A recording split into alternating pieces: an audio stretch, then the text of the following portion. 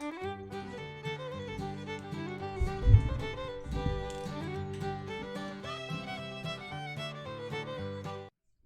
everyone, I'm Max from the Max team and I am with Meati. How are you, Meati? Hello, Max. I am great. I've just finished a day of work and I'm happy to be here with you. And freshly returned from Singapore. Yes, yes. Yeah. And how was the weather there? Well, the weather was pretty good. It was 30 degrees every day. Yeah. Um, it didn't rain much, and back in the UK, it is cold and it rains a lot. Yeah, like in the north of France because I'm near Paris. I don't like it, but that's my life, and Yep. I know what. How do you feel now? Okay, we're back for the Max League of Nations 2. We are now in the main stage, and we are going to check the 24 nations which reach here. In the Group A, we have Argentina, Singapore, Croatia, Poland, UK, Portugal. Group B, Canada, Chile, I guess, Israel, Denmark, Norway, Serbia. Group C, Mexico, Bulgaria, France, Hungary, Russia, Taiwan, and Group D, Brazil, South Korea, Czech Republic, Italy, Sweden, and China. Do you have some prognosis for those groups? Only the two first nations of each group will reach the playoffs. Oh, it's a tight one, isn't it? Well, Yeah, I mean, there's a lot of good teams there. yeah. Um, I In think it's Group going to A, be you difficult have UK. to say. I mean, I think UK is a clear favourite in Group A. Mm, They've got the young savage pocket train on that team. Probably the best half-stone player in the world at the moment. Going to be tough to get past him. And then in Group B, I see Denmark there. There's mm. my man Fury Hunter on the Danish team, so there's no way he's not going through. What about Group C? France. Have we got Gabby in the French team this year? It's X-Blice, Drevo, and A-Rock. I mean, that's pretty good, but without Gabby, I think they're going to struggle. Yeah. Maybe a surprise from Group C. Maybe France doesn't qualify, Okay. and then Group D. Oof, China. I think China. I'm going to be honest. I think they might win the whole thing. Okay, okay. And I guess for the second slot, maybe in Group A, Argentina, maybe in Group B, Canada, maybe in Group C, we could have Russia or Mexico, maybe. Russia's got a pretty good team. Yeah. And Group D, like Czech Republic is a runner-up of the European edition of the last year. So Yeah. we'll see. And it's starting tonight because tonight we have the first confrontation of this main stage. It's Czech Republic versus Italy from the Group D. So we are going to check now the lineups, starting with Czech Republic. The first bio will involve Filey and Leta. So Filey is bringing a paladin, a rogue, and a hunter. And about the bands, I guess The we Hunter won't was see the banned, hunter. wasn't it? Okay, Yep. yeah, that's it. Okay, what about it? And then Letter's got the priest and the hunter and the druid, hasn't he? And I think his priest was Yeah, banned. yeah, that's it. Yep. Okay, about Filey's lineup, the Libram Paladin, very good right now. Very good deck. Quite solid. His list is pretty standard as well. Yeah. I think when you're looking at this Libram Paladin build, 28 cards, in my opinion, locked in. And then you have two flex slots. Filey has chosen the Trog and the Yeah. Mutinous in his flex slot. Other cards you might see in both slots, you might see a Viper, you might see a Righteous Protector. I think Trog is pretty good in the current meta, particularly if you're expecting druids, mages, decks with lots of spells. Hmm. And I think Mutinous is the best out of the tech choices. It plugs a lot of holes that Paladin otherwise struggles with. Yeah, don't you think that one only Trog is maybe not enough? Well, when it was kind of in its full glory and copying buff Trogs, Mm-hmm. you definitely wanted two. But Trog is, I think it's a fine card to have one copy of. Okay. Because it gets much worse later in the game, that's for sure. Like a Trog on one is still like a very, very fierce turn one. But if you pick it up in the late game, Yeah. I think a lot of the times you'd rather have a Righteous Protector in those positions. And it can also be a double-edged sword. For example, against Shaman, if you play a Trog, very easy for them to fill the board up and freeze it, and then you're kind of screwed. So it's I think having one copy is just fine. Okay. Then the rogue is a weapon one, I guess, and still this Cloak of Shadows, even nerfed, as well as the Shadowcrafter's caps. Okay, what do you think about the list? I think the list is perfect 30. I think I don't think there's really any question about how you should build Weapon Rogue right now. With the Null package, so the Null nerf from 5 to 6 mana was very significant in Weapon Rogue because a single secret passage now doesn't discount Null to 0, and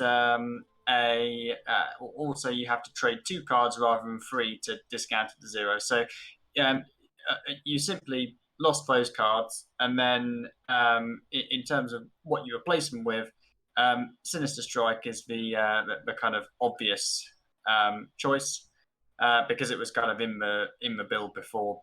Yeah. And then the other replacement is a second copy of Preparation, which I think Preparation is very good in this deck because you often draw a lot of cards, and you can, if you have a full hand, Preparation is great because it just gives you a huge tempo swing. I think this is a great list. I think it's a great deck, and I would not be surprised to see it sweeping, but for the fact that the two decks, well, in fact, all three of the decks in opponent's lineup are pretty good against Weapon Rogue. Okay, we'll see.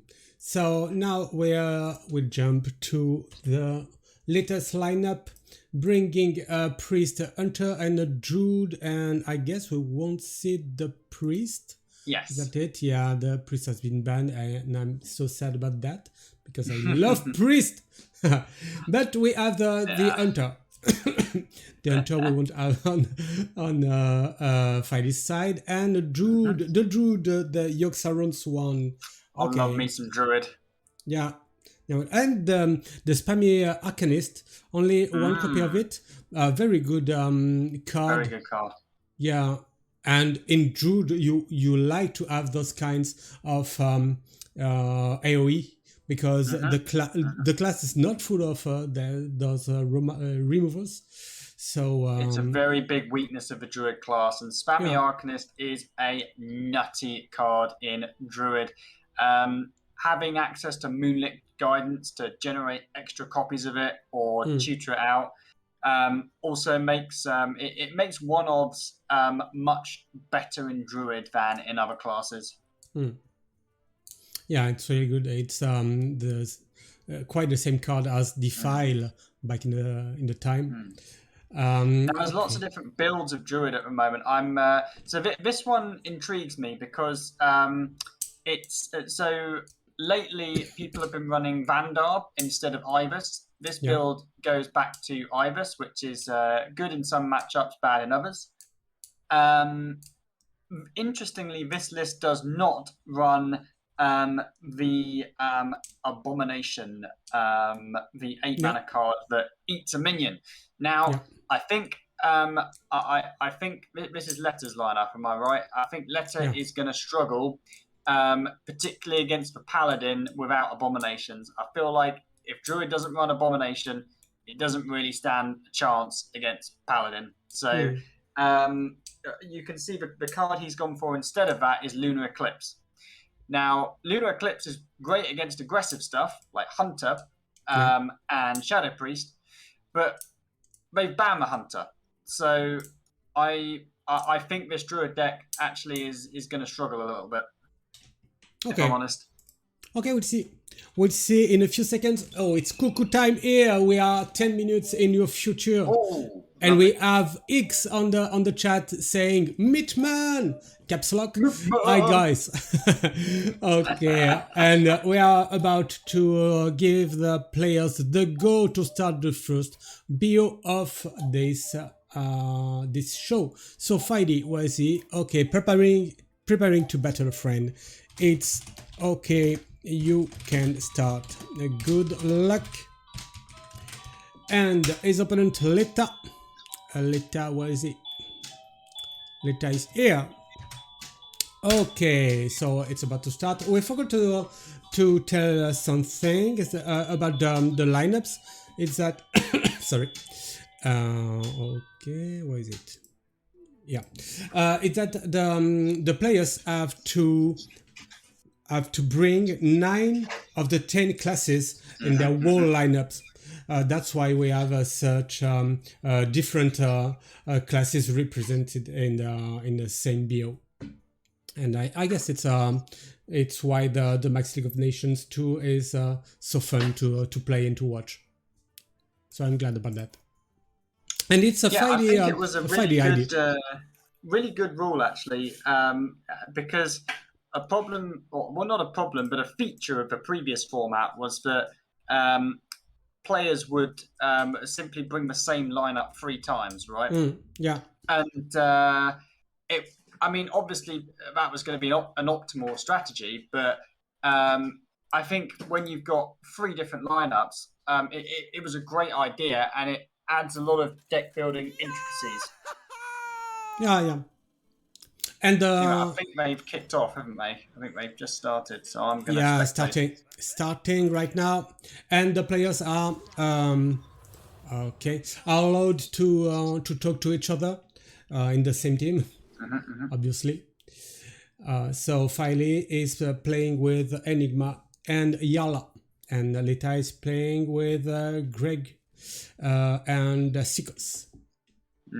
Okay, we have one drop here for Lita.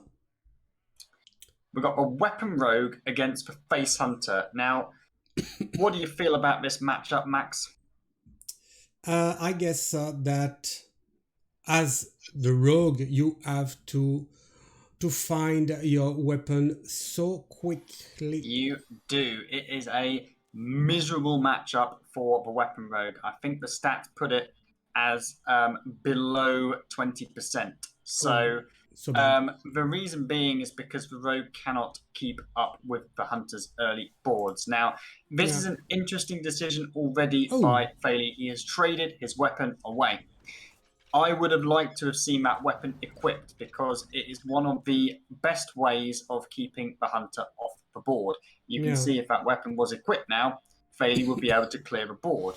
And that doggy biscuit in Letter's hand wouldn't be about to come down and completely ruin his day. But look at what's going to happen now. Yeah, and it has been a little rewarded by this trade by drawing a weapon. But, he has. You are right about that. But we'll see. We'll see if he has time to equip the weapon, then draw, then hit face 4 times, 5 times, sorry. But look at this, right? Can you imagine if he'd equipped that weapon on turn 1, this 5 power that was on the board now would not be there. So that, in my opinion, is going to be a game-losing play. But let's see what happens. He has got the shank. Is it going to be enough? Yeah, we see. So he's hitting one more with his dagger here. and we have this. And maybe it can. Okay, it can have the poison, then gives him immunity when he attacks the other board minions. We'll see. Yeah, I mean, yeah, he's got to clear on the board next turn. We can see Letter's hand is looking pretty garbage, but still, if he wants to clear on this board, unless he top decks the paralytic poison, you're right, he's going to have to take another 4 damage, and you don't want to do that. Yeah. I like this play by Letter. He's recognizing that that the cub in his hand is more likely to push damage when comboed with a piercing shot than it is just being on the board, right? So he's weaving in the hero powers. Now, do you think it's already time to play the Cloak of Shadows here? No. So generally versus Hunter, you don't want to be cloaking until turn 6. And normally, in order to not die, you need to find exactly Cloak on 6 into Cloak on 7 into Scabs. If you cloak earlier, then you just end up taking more damage. So from Faley's perspective, he pretty much has to go Silverleaf Extortion here, I believe, which is not a great turn. But if he doesn't do that, he's going to die. Yeah. I'm thinking... we don't have the latest camera here, but I think they are pretty confident right now. Oh, and Faley is... Interesting, so he's not going to kill a minion. Now, yeah. This is interesting because the only situation in which this is correct is if Faley is setting up to kill Letter on turn 7, right? Because he's going to have to play a Cloak now on 5 and a Cloak on 6, and if he doesn't kill him on turn 7, he's going to die. So let's see if he can do it. I think it's almost impossible for that to happen, but we'll see what happens. That's a pretty big Wolpertinger right here. 6/6. It is. For 1. It is. With 2 teeth. Very sharp, I guess. Okay, so what is it now? Do you... No, you cannot cutting class here. Because you cannot then Cloak of Shadows. I mean, we have to play Cloak. So what we should do first is swing face. Because we draw a card. Your best top deck with these 2 cutting classes is probably going to be Deadly Poison. Doesn't find it. So now we've got to spend 1 mana. It's either going to be a trade of the Extortion or it's going to be a Sinister Strike to the face. Probably a Sinister Strike to the face because, I don't really know, to be honest. Yeah, he has to trade he picks up a Deadly. Yeah, that was his best top deck. So, question is, can Letter kill him from hand over 2 turns through Cloaks? And the answer to that is no. So if Faley manages to pick up a Cloak of Shadows next turn, we may have a game on our hands. Yeah, we'll see. Yeah, those cutting class, both. Oh! Okay, another Deadly Poison. That is the top deck he needed. Okay. So now he's got 5 draws to pick up the Cloak. 5 draws. See if we can get it. Interesting. Draw number 1 and 2. Okay. There is the Cloak. Okay. He had the cards in the right sequence to deal with the matchup. We'll see if it will be enough. Yeah. And he's even got the Guild Trader. Now, how much damage can he push with this Guild Trader next turn? I see 11 with the Wicked Stab and the Sinister Strike. I see another 4 with the Garrett if Letter can top deck a preparation. Oh, So he has got 2 draws for a lethal with preparation, right? Because he's got the swing of a weapon. Do you think you can do it, Max? Not sure, but I like the way they keep their calm and the other try line to figure is it we out. actually don't play the Guild Trader, and we've got the secret passage to try and pick up a Sinister. I think that would work, right? You've got. Would it work? We've got. No. Oh no, it wouldn't. It wouldn't quite work because we've got. You'd have to go Sinister, Wicked, and then secret passage, and then pick up a Wicked and a Sinister. So what's more likely? Okay, we see him on the cam is very... How many cards in the deck? very 11 in the deck. So if you go for a Guild Trader and you swing face here, you have a 20% at lethal. And I think that's what they're going to go for. You could also trade a Cutlass. Oh, they're going to go for a Garrett and try and... Yeah, I guess this is a good line as well because you can top deck bleeds potentially. Oh, it's a Sinister. They should have traded the Cutlass though, right? Because you could have landed a preparation with a Cutlass trade, and you could have discounted a Sinister, and then you would have had lethal. So I think there were several misplays from the weapon road side. Right, you think that the first turn has been determinating for the rest of the game? I think if they, exactly. So so this is a feature of many Hearthstone matchups where the first turns are the most important turns, and the decisions you make in the first turns snowball throughout the whole game. So I think the weapon being traded rather than equipped was an example of such a mistake. The amount of damage that Ailey took because of that play was probably more than 10 over the course of the game. Okay, so we're starting the second match of this BO, and Lita keeps his Hunter, and with a very good starting end with the Trog and the Cult Neophyte versus the Libram Paladin of Filey. But Filey, now I was about to say Filey had the nuts there. Lord Barrel is the best card in this matchup.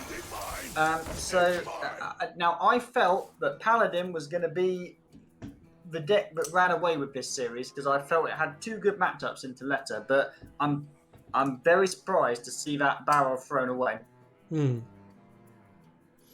Oh yeah, and it's not that good right now. Yeah. Nothing to play for 2 turns.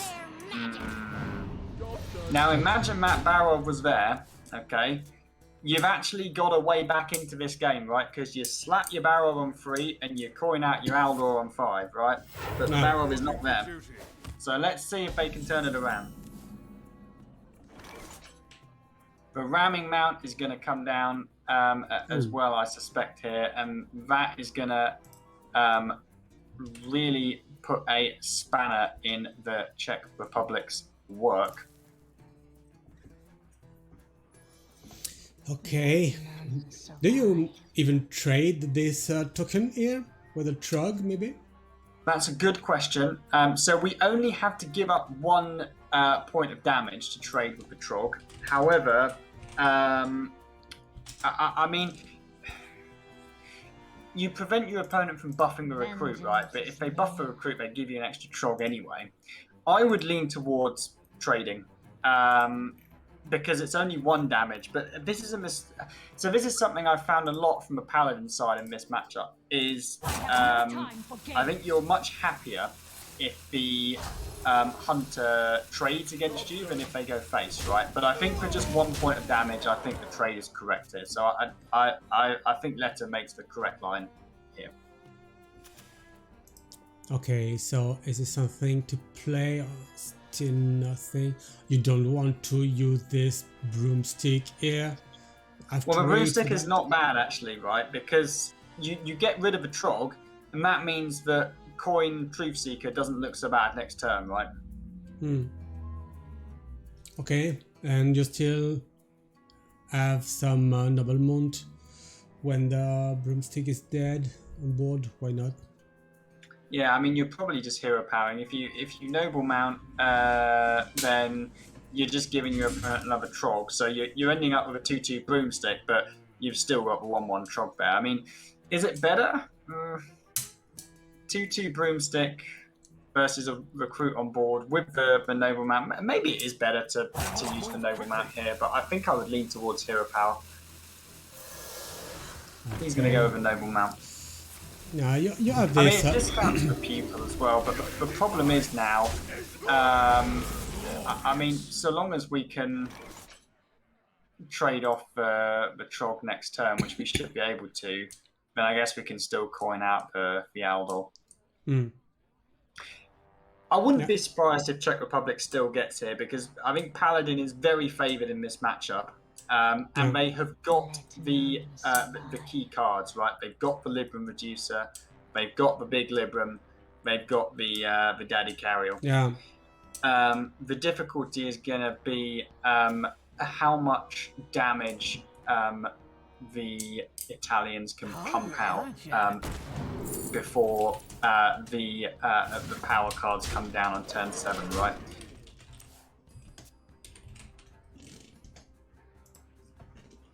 Yeah, with this this Libram of Hope in hand, so you can start to think to the late game, and you know that it will be discounted by the Aldor Truth Seeker, so it's interesting. So you have to deal with the board quite smoothly.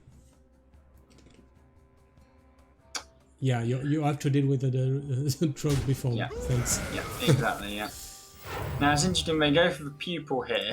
I think the pupil is pretty much the same stat-wise as the Truth Seeker, right? Because both the pupil and the Truth Seeker are basically going to demand that 2 minions trade in, right? I guess playing the pupil here, what it's really playing around is like the neophyte getting buffed, right? So Adorable Infestation would have been a kind of punish for playing the Truth Seeker here, but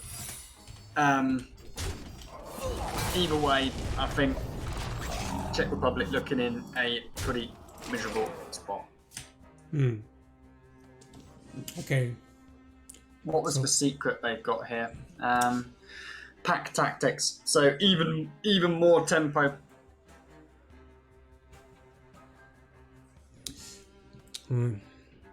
Okay. The Paladin already at 14 here, but don't think it's forever, because we have this Aldor Truth Seeker here, discounting by 2 the Libram of Hope. Okay, is checking the freezing trap. Adding stats to the Italians' board. But you have to make the trade, and you have to hope that they roll garbage on the trap, which they never do. And that is going to be a lethal. There we go. Oh. Hunter takes a sweep. Okay, so it's 2-0. I didn't figure it out. Okay, it's already 1-0 for Italy here. Okay, it has been so quick. That was a very quick one. That was less than 10 minutes, that series. Okay, so it's 1-0 and the global score here, and we're back on cam. And so Friday lost his first BO. Okay, but you know that no, not here. That Lita is not the I don't know if it's working in English. The first to come. In French, it's le premier venu. So I'm not sure about that. But okay, we have this loss here, and for Italy we have the first BO won by later, and then we have Yala versus Greg, and the second one, and we are going to check it out. Okay, right now, yeah.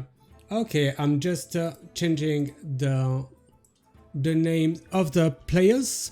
Yala here, and the second one is okay, Gregoryuzil. I have to Gregoryuzil. That's it. Okay, and we are going to check the lineup, starting with Yala's one, bringing a warlock, a druid, and a shaman, but his druid has been banned. So we have the warlock, the quest one, and does it still play no, it doesn't play anymore the spell that discard 3 cards from any player. Okay. It does not run auto fire, no. So the way that Yala's quest warlock is built, I think, is the optimal way to build this deck at the moment. The key tech cards, you've got 2 cult neophytes, and you have 1 copy of Showstopper. Yep. Showstopper is a card that has really impressed me in this deck because it plugs a huge weakness that the deck has, which is dealing with hideously overstatted minions, which there are a lot of in the current meta. You have Ibis from Druid, you have Abominations, can get pretty overstatted. You have Yogg Sarons, and you also have Miracle Priest. All of these matchups can be completely reversed by Showstopper, and the other matchup that it's very relevant in is Shaman, because if the Shaman freezes your board, which is often very frustrating for the Warlock once they've got some big minions out there, you can play the Showstopper and kill it off, and all of a sudden your board is able to attack. So it can often push 20 plus damage. Interesting. Interesting card, this edition in only 1 copy of it. Okay, I like it. And so no druid, but the shaman. We love the OTK shaman with Eye Charge, and the OTK with Dunk Tank and Circus Medic. We loved it. Do you still play this this deck on ladder? I don't, but I hate playing against it. It's a good list. So let's talk about the tech choices in this deck. So the Spammy Arcanist is an interesting one. The Wild Paw Cavern is a card that I think is nuts.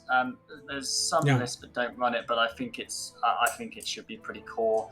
And then we've got 2 Armor Vendors. We've got 1 copy of Cult Neophyte.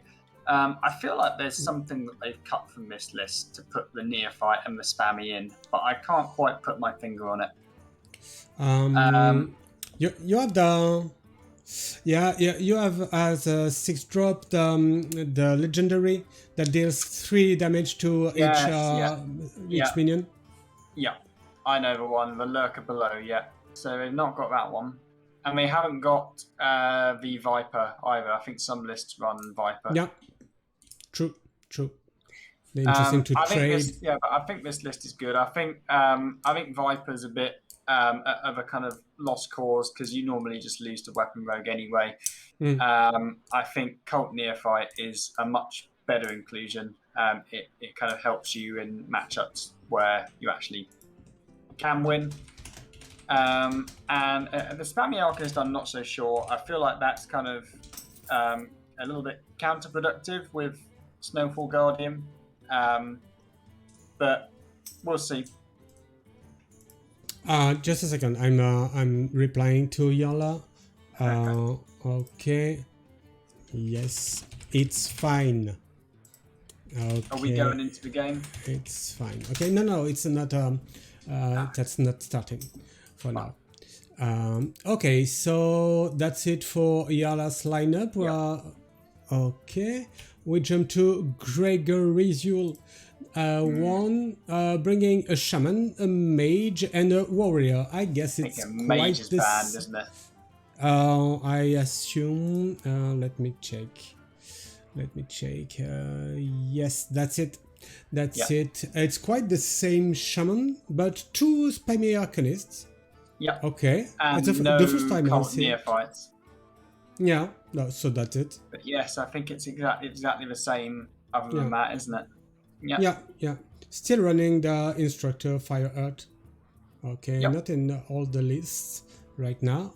Okay, interesting. I think the only reason you would cut Fireheart is if you didn't have the dust for it. I think card's nuts. Okay.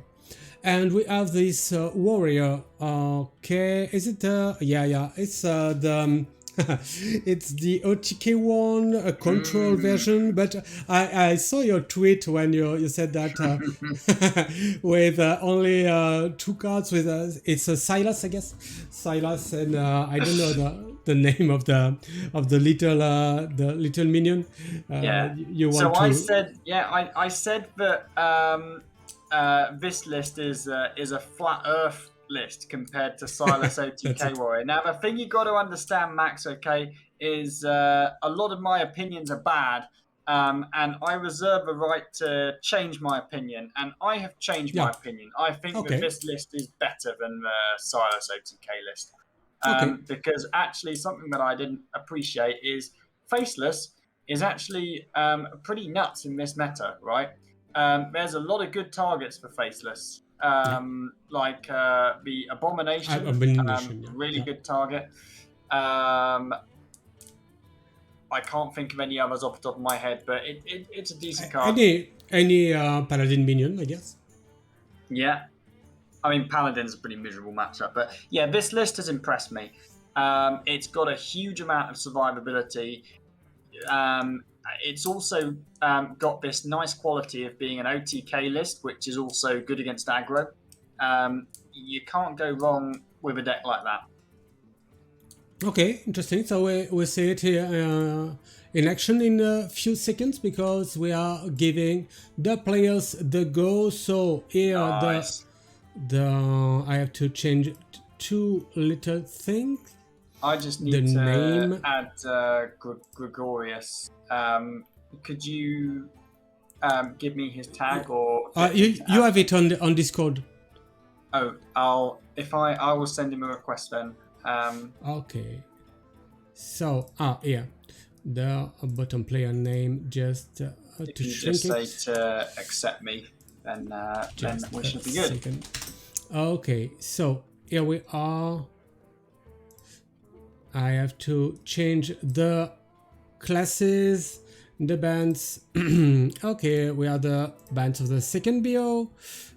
Beaten, nothing has been beaten right now, and we are the classes of the second BO. And now we have the pictures of the second BO. Yes, everything is okay. And now I'm adding the cameras of the players, starting with Yarla at the top of your screen and Greg is better at the bottom, and we are giving them the go right now. So Yarla, it's okay. You can start. Great. Can you send Greg a message as well and say to accept my request? Okay. Then I can back him. Please accept Meati's request. Thanks, buddy. No problem. And you can start. Good luck. Okay, he say I did. Oh. Oh yes, he's high. Yeah, he has. Okay. My bad. No problem. Preparing to battle friend. I don't know why Aston is displaying a battleground icon. What is this Battlegrounds? It's Gregory's. Battlegrounds. I guess it's player unknown Battlegrounds. You know. Oh yeah. Oh yeah. I watched a bit of that. I even bought the game, but I was so bad at it, I just gave up after two sessions. Okay, here is the warrior we would like to see. Is here. There it is. And do you think he will have a bad time versus this Warlock? Now, this is a very interesting matchup, Max, because you would think that Warlock would beat the Warrior, right? Yeah, Because I guess. you've got that inevitability of the quest. But you'd be wrong. This matchup is very favoured for the Warrior. I think it's somewhere between 65 and 70%. Okay. The reason being, because the Warrior has literally the perfect removals for pretty much any board the Warlock can make. Okay. And Warlock doesn't gain armor either. So all the Warrior needs to do is keep removing boards until they assemble their combo, and then the Warlock dies. Okay, interesting. Yeah, as this control warrior has a way to end the game with this Captain Galvangal. Yeah, I guess you're right, and it will be the Warlock having a bad time. Now, I think the absolute key to this matchup is going to be whether Jarla gives Greg small minions to draw cards with his axe. Okay. Now, this is a mistake that I think a lot of players make when they're playing against Warrior. They play small minions and they allow the Warrior to draw cards. Which is a devastating mistake. So let's see if Jarla falls for it. I think a play that I would already expect a lot of players to make here is to just jam the backfire and maybe coin out like a tour guide or a slinger. I think that would be a big mistake. What I'd like to see Jarla do here is click his hero power. It sets up to play the Inephiran next turn. And you don't have to play a crappy little minion on the board that's going to get eaten up by the axe. We see we are seeing him talking with his teammates right now, and Greg is smiling and laughing under the cam. They are pretty confident right now. And Jarla makes what I believe is the correct decision here. Yeah, interesting. Also note that Jarla could have not played his quest on turn 1. If he didn't play his quest on turn 1, he could have tapped on 2, tapped on 3 and played the Inephiran on 3. However, I think that would have been a mistake.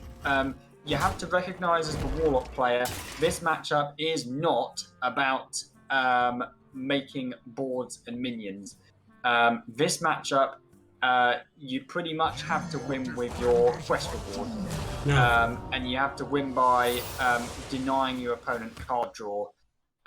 Because any board that you make is going to get removed. Now, Jarla has got the nuts here, right? He's got his Inephiran, he's got his Null, and he's got 2 raised deads, okay? So this board is going to come down again, twice, for 2 mana. Okay, we'll see. Do you think that Greg has to use right now is Lord Barov? Well, let's have a look at what he's got. He's just picked up the spell that deals 5 damage for 0, right? So this, I think, is really good because what it also allows Greg to do is, remember what we were talking about earlier, draw a card, right? So Greg is quite happy to take that 8 because he is drawing a card. Interesting.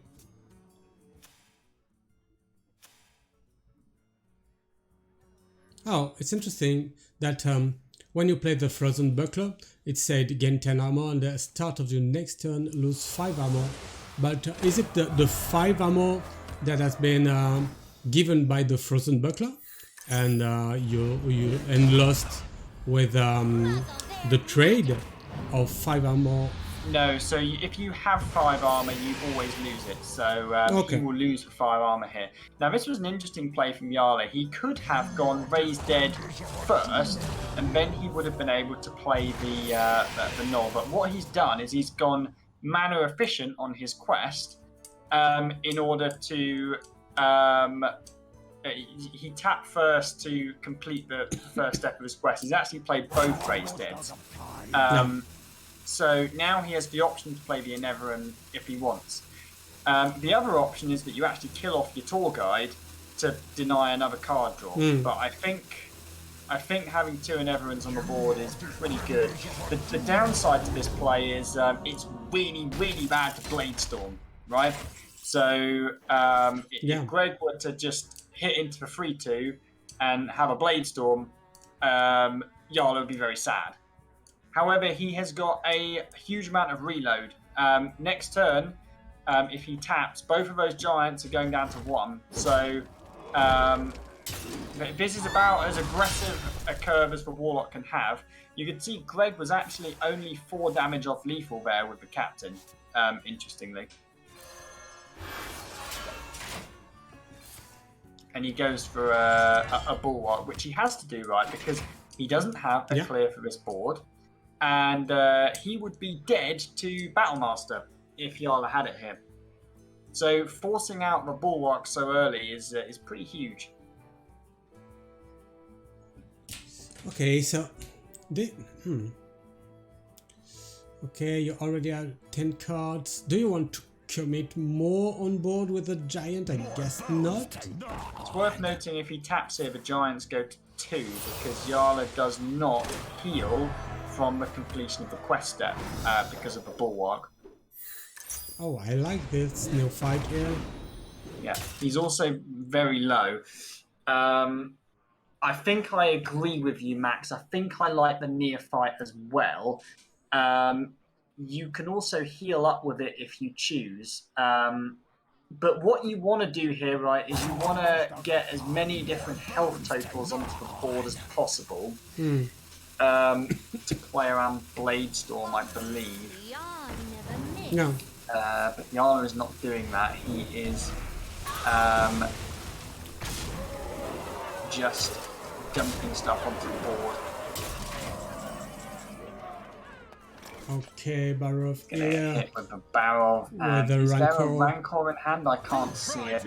Yeah, there is a that's Rancor. it. Now this is what I mean, right, Max? Remember at the start of the game I said there is no way that the Warlock ever sticks a board. And what we have seen from here, from Jarl, is the nuts, right? He had an Eneveran and 2 Nulls and a double raised dead, right? He's even going to slam 2 giants on the board now.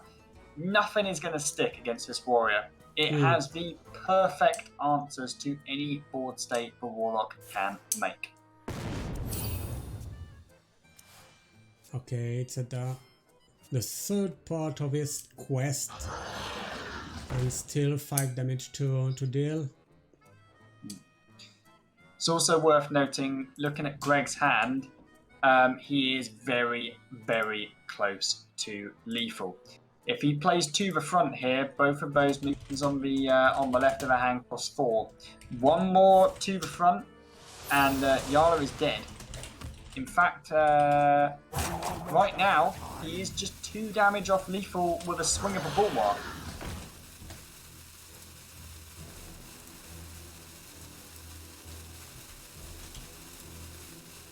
But I think the taunt has to come down here. Okay. And he's playing around Bladestorm by playing another. Yeah. I like this. Because there's 2 copies of Bladestorm and only 1 copy of Brawl, but he top decks the Brawl. That's what I mean. So miserable for the Warlock, right? Even with the nuttiest hand you could imagine, the board is gone.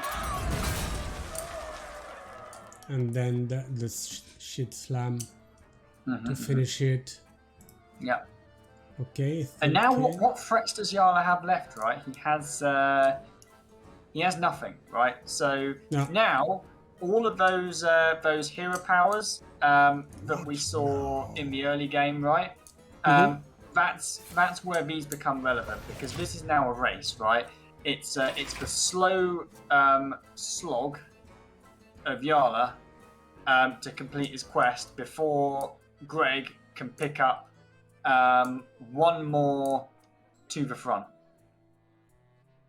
No. And also, you know, Jarla's also heal up before we get to turn 10 because he could take 18 from Greg's hand, so he's got to be wary of that.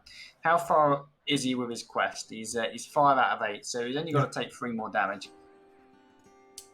And you say that Greg keeps his slam because of his weapon here. Yeah. Do you think it's really interesting to not kill this giant? It is. I don't really understand why. I don't know what he's saving the shield slam for. Because surely he's just going to use it this turn. But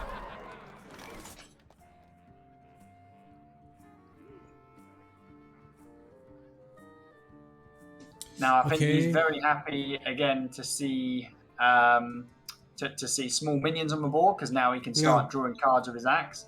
Loading up the axe now also gives him potentially an extra free reach. But at any point where you top deck the second to the front, you're pretty golden here.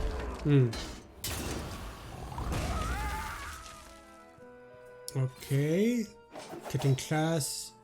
I think this shield slam should have been played. Okay, faceless. Right, well that is how much damage have we got now? I mean, we can't play them all, right? Because we don't have the second copy of To the Front. But Jarla's got to be mindful of, he's got to get himself up above 21 hit points or he's going to die. If he plays that Dreadlich Tamsin, he's got to touch his neophyte first or he dies, right? He also potentially wants to play his quest reward, but if he plays his quest reward, he's going to die unless he uses Drain Soul. So let's see what he goes for. He's thinking, okay. There's the touch. I think I like the Tamsin here, and I would even kind of like to see a hero power just to overdraw a card.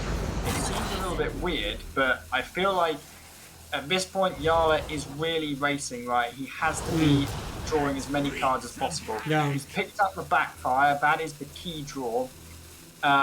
He's also got the scavenger, and the scavenger with the tour guide is perfect, right? Because now he can draw a card and not overdraw. Yeah, this was about as good as Jarla could have hoped for. And look at this, he's actually drawing all of the Fell Rifts as well. It's pretty nuts, isn't it? Let's wreak some havoc. Okay, and still a Bloodchild brings back to be back at look, even as nutty as this board is, 13? again, it's just all gonna die to the AoE. And this is the important thing: Greg gets to draw another card with a weapon. Yeah. He's gonna trade Still first. drawing. Yeah, this makes sense. Yeah. Red or gold.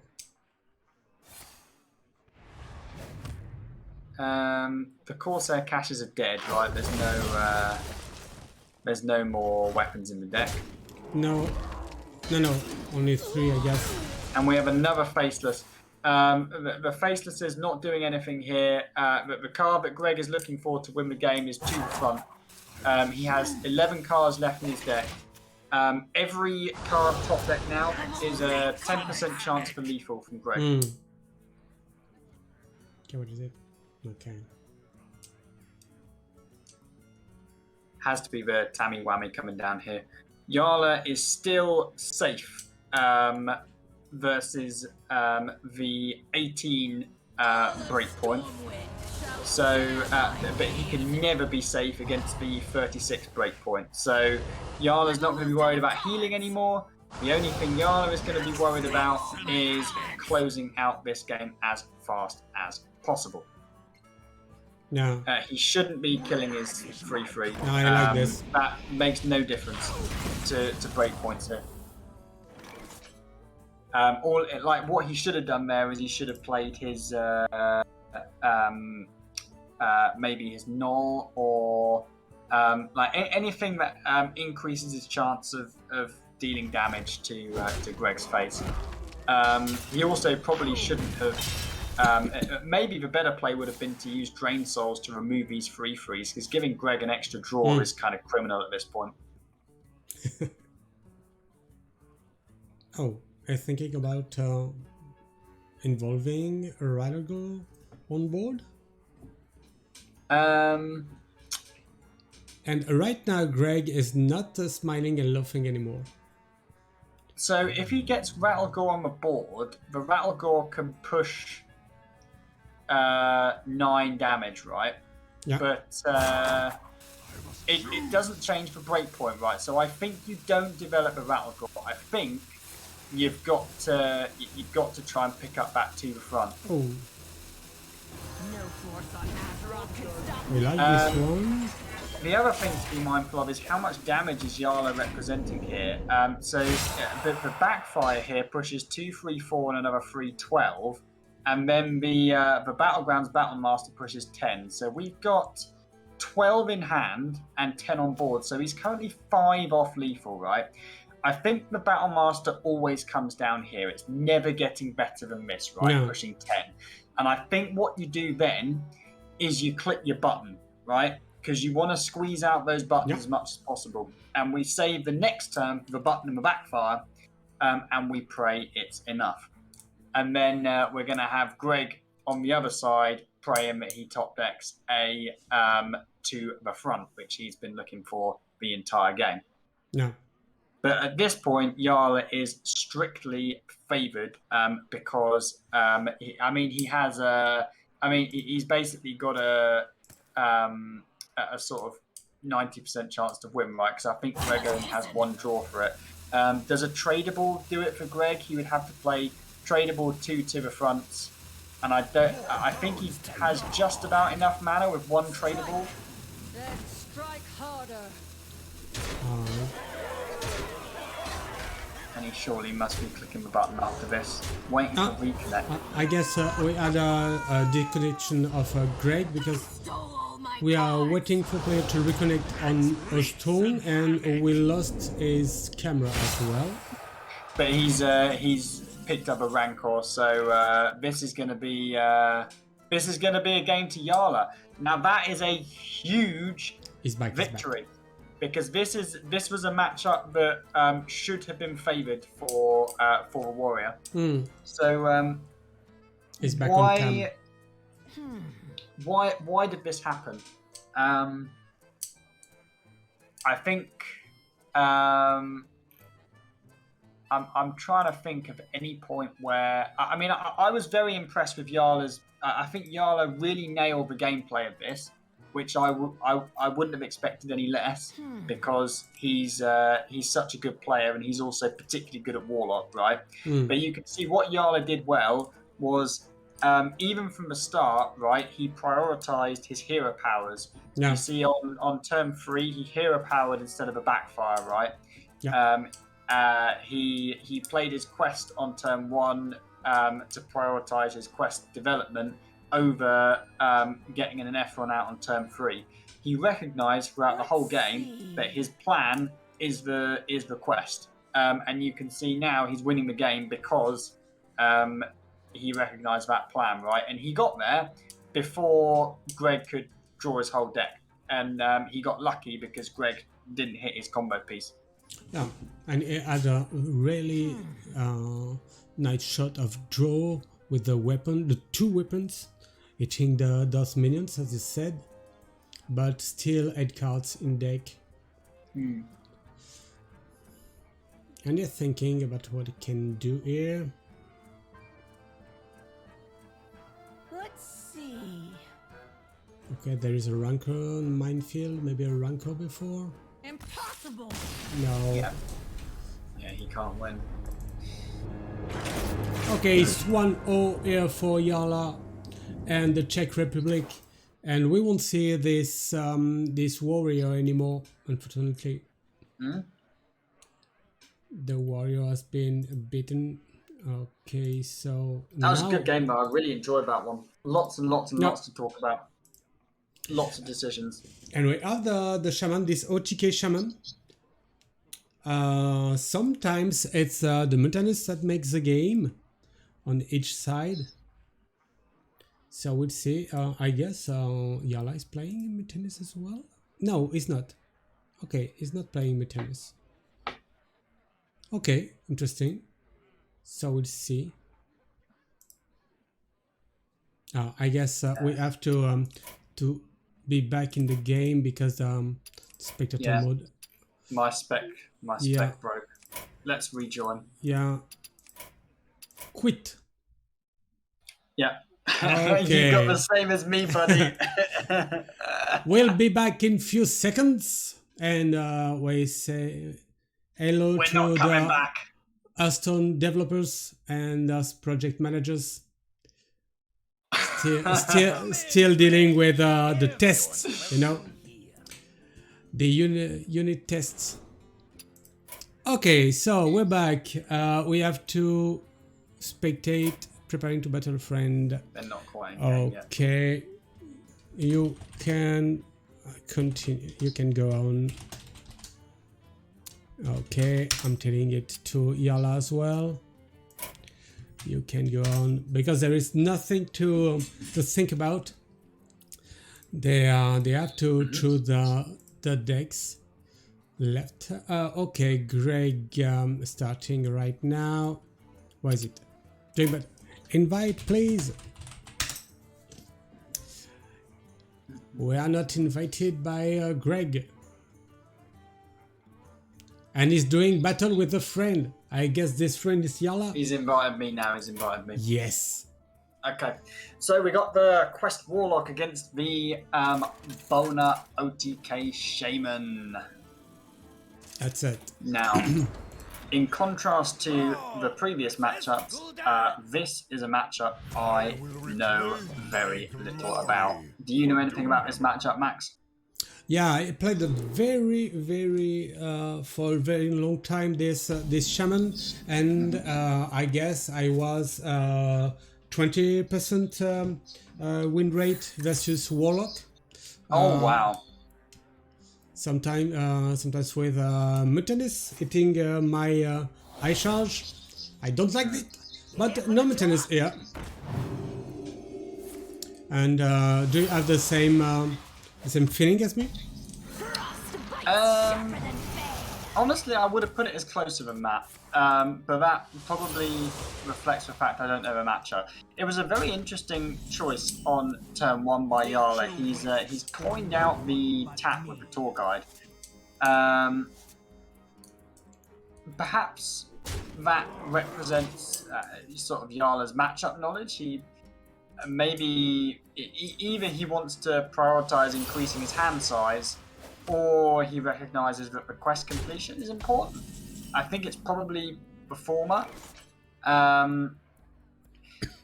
Remember as well, we were talking at the start about Showstopper as an inclusion. I think with Showstopper being run, I think this matchup is extremely favored for the Warlock because you can, as we've said, the Showstopper allows you to build up a nice big board, and then when it gets frozen, unfreeze it. Yeah. Now, Greg has really curved out here, and Yalo is really taking a beating. But I think a lot of players here would have just slammed us. What Yala's gone for is a much better line, right? He's developed his own tempo. Mm-hmm. He's removed enough of Greg's tempo to keep himself safe.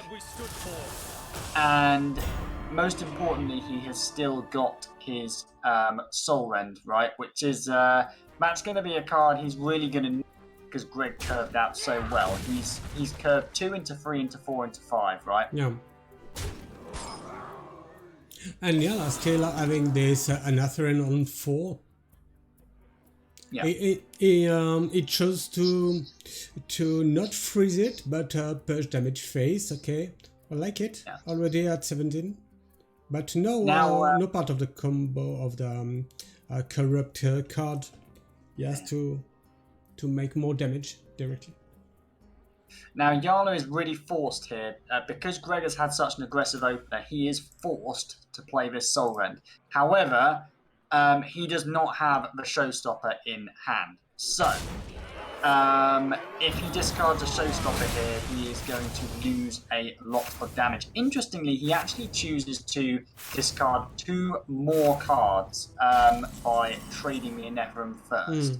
Now, that is perhaps representative of the fact that he has a Baron Scavenger and 2 Bristlebacks in hand. So now, a mere tap will activate those 2 cards. So a very strong play he could make next turn is go tap Scavenger Bristleback. But he takes a risk in doing this of discarding his Showstopper. And once that Showstopper is discarded, his board, whatever board he makes, might as well just not matter. So, interesting decision point there. Yeah. I have nothing more to say than yeah. You have to corrupt this medic. Oh, and I choose to do so. Okay, directly with this Snowfall. I don't like that play. No. Okay. Like, what? There must have been something better here. What has he got in his hand? He's got a... So he's got Boner, he's got Lightning Bloom, he's got... He could have turned Nautica into Windshield, maybe? And he's got the Ashar. So he's actually got his full... Hasn't he? But he's not got... he's not picked up the Dunk Tank yet. I just don't think that was a good line, but...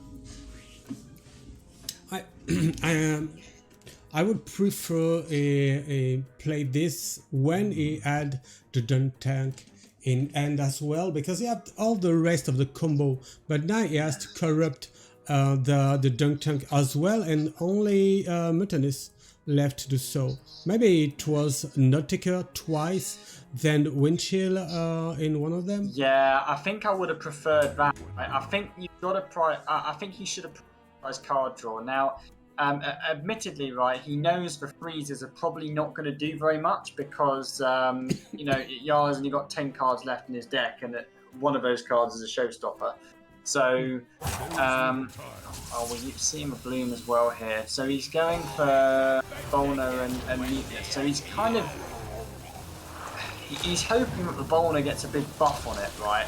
But he's kind of giving up on his combo here. Okay. But now it cannot corrupt the Dunk Tank.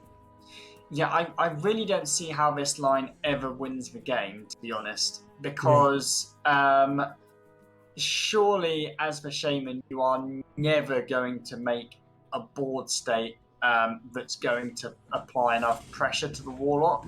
No. And before the Warlock kills you with a quest. So I think this line from Greg, I think, never wins. What I would have liked to have seen is, I think what he has to do is he has to draw a buttload of cards and try and OTK. But then the Cult Neophyte's going to prevent that, right, as well. So, I mean, maybe this is just an unwinnable game for him. No. And giving his Boner here, make him have only choice to wait for his Parrot to have more battle cries from Eye Charge, but to do so in the same turn you have to keep your Bloom. You have to play the wall only 2 Blooms to have this in the same turn, and he already played one. This turn was giga roped out by Yala. Yeah, he didn't. Yeah, he roped that turn, and because of that, we have an extra 7/6. What he should have done is played the Raised Dead first, right? But he didn't have the chance to see that in his hand. So quite a significant misplay. He takes 7 extra damage, and his health total is already pretty low, right? Is there a way that Greg can kind of capitalize on that? Not sure about that. He has the Macao, so it could make the Eye Charge twice in 2 turns. Oh, Okay. Oh, the Brucan. Now that is a card that could push quite a bit of damage. And he eats a Bristleback. Now that is relevant because that is a big source of healing for Yala. We can see that he has access to Tamsin and Drain Soul, and now he has access to Tamsin, Drain Soul, and Touch. So Yala is feeling quite safe with that. If he wishes, he could restore 12 hit points now. Yeah. And Okay, I'm still wondering what Greg wants to do with the deck here, because he had all the parts of the combo but the Dunk Tank. Yeah. Okay. I mean, the more that I think about it, this just seems like such a miserable matchup for the Shaman, because, you know, you can't win on board, you can't win with your combo because of Cult Neophytes. Yeah, I mean, I don't really know how you're supposed to win, actually. I guess you have to hope that Warlock messes up and, like, fills their board and doesn't run Showstopper, but yeah. Okay.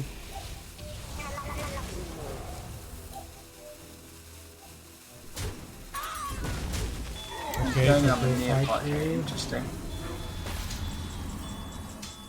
Okay, the Dunk Tank's finally here. You can corrupt it with Brucan. Brucan is not that relevant here. It has to be Brucan, right? But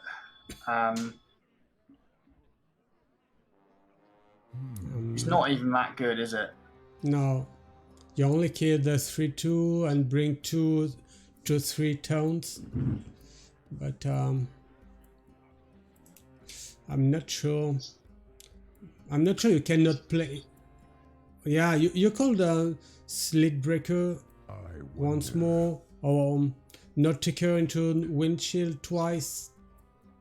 It's quite relevant that Yala has only 20 damage reps board, because Greg will know he's not dead to a Showstopper, right? Which he, you know, Yala is almost certainly going to have that in hand because he can tap into.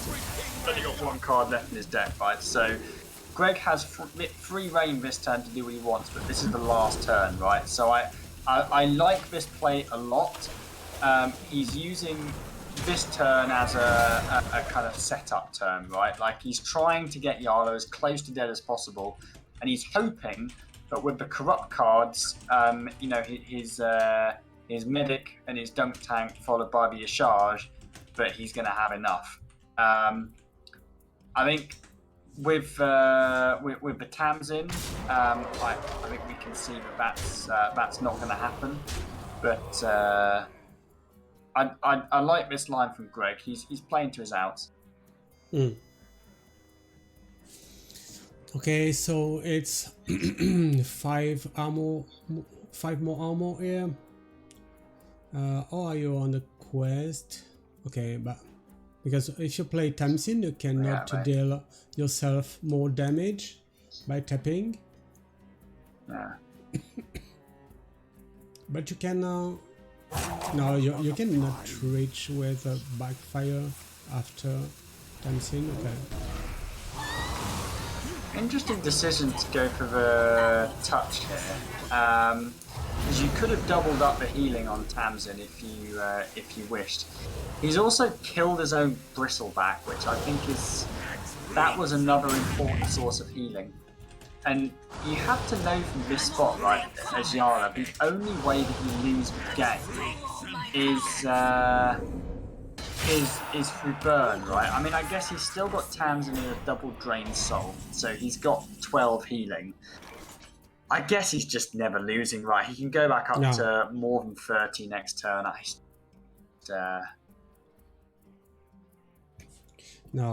a done deal, I think, isn't it? No. So what's Greg got? It's over. If only I had some water. Only one so you could go left. Note Taker, double Dunk Tank. Does that clears off the whole board, right? But you're not pushing any face damage with your dunk tanks. If only I had some warm It's soup. the only line, I think. Yeah. I'm coming. And you cannot corrupt the second No, one. you can't freeze, mate. He's got a showstopper. You can't do that.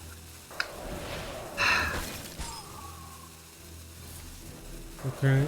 He's forgotten about the showstopper. Armor! Lightly used armor. Frostbite's sharper than Although I guess he is safe technically here. Okay, it's 9. So we tap and we go to 20. No, we go to 19, and we're still safe against any amount of burn that Greg could have, aren't we? So we tap, we play the quest reward, and we're not tapping. I guess he will after to, but he ensure to have a slot on the board for the time syndrome. Yeah. Okay, fine. Oh, is he gonna? No, I don't like this line at all. But I guess it doesn't matter. He can do whatever the hell he wants, right? He's not gonna lose. Oh, okay. It's okay. He wants to attack with his frozen minions. Yeah. I guess what's going to happen is next turn the quest reward appears in his hand, and then he plays it, and then he backfires, and then Greg is dead. So he's just. I mean, the thing is, right? Yala could do whatever the hell he wants. I think pretty much any line wins at this point.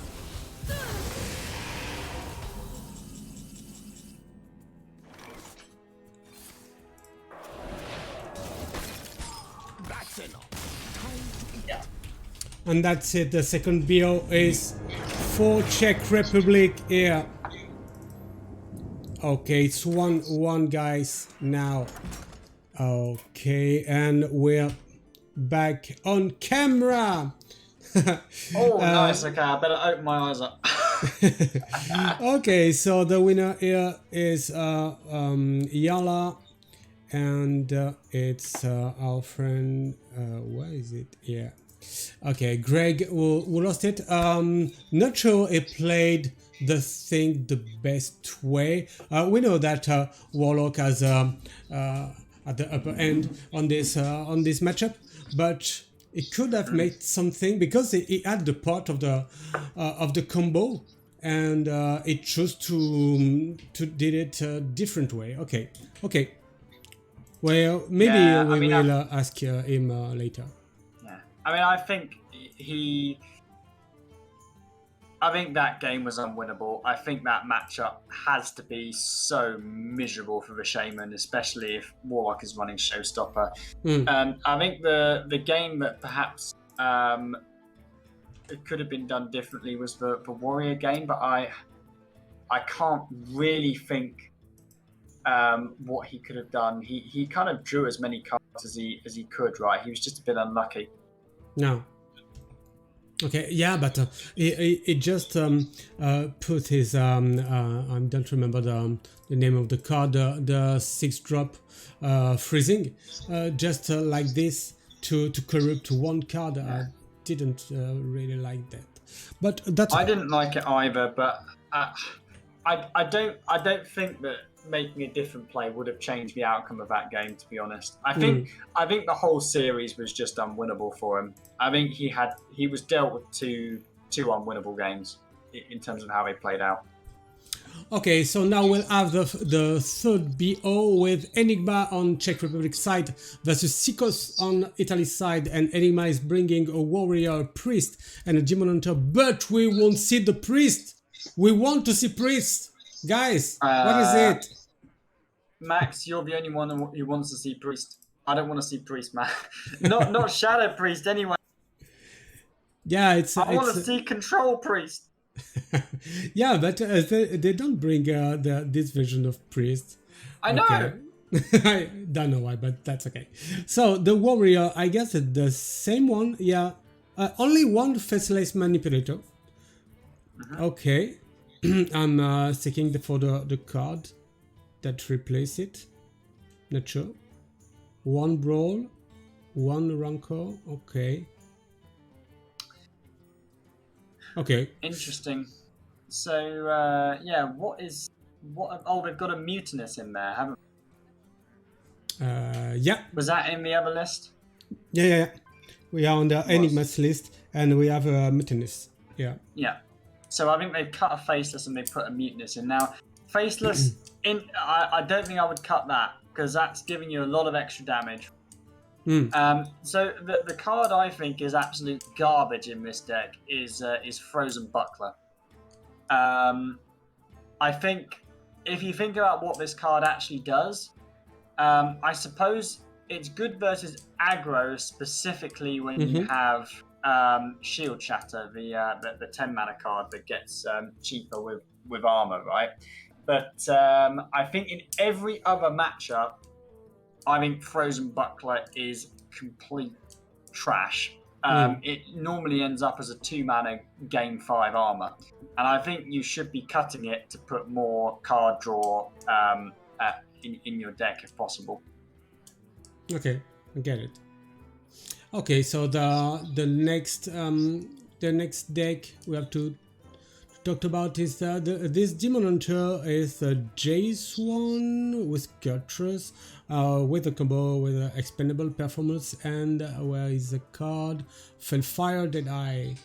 Okay, what do you think about the deck? Oh, there is a Magtheridon in it.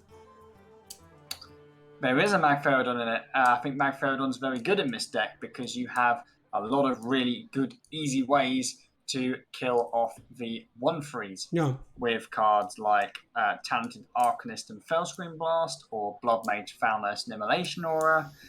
I think this list is reasonably optimal. The only card I would question mark, so he's running Eye Beam instead of the other 3 mana spell. The one where if it's outcast, it deals 5 instead of 3 damage. Yeah. Sigil of Alacrity, I'm not sure how good that card is in the deck. I feel like it synergizes pretty poorly with Skull because it's very weak when it's discounted, but it's just a kind of generally pretty good card. I think I kind of like this list. It's fine. Okay. We are now displaying the Seekers lineup with a Rogue, a Warlock, and a Demon Hunter, and it's the Rogue that has been banned. It will have been, is it the same one? Yeah, a Weapon Rogue. Okay, so now from the nerfs, do you think that Weapon Rogue is now above all the other versions, including the Quest one? So according to stats, the best rogue currently is the SI7 Quest Rogue, but I have a sneaking suspicion that at the highest level of play, Weapon Rogue is probably the best rogue archetype. This list what was the banned list? The Rogue has been banned. Yeah. The Rogue was banned. Okay, we won't talk too much about it then. What about this Warlock deck? There is a Mortal Coil. There is a Mortal Coil, and most importantly, there is no Showstopper. So, is that going to be relevant looking at the matchups they're facing? The Showstopper does pretty much nothing against both Demon Hunter and against Warrior. I guess it helps versus a Rattlegore, right? But I think they've not been punished too hard because they have not come up against a Shaman or a Miracle Priest. No. Okay, and then so can we start? No, just a second.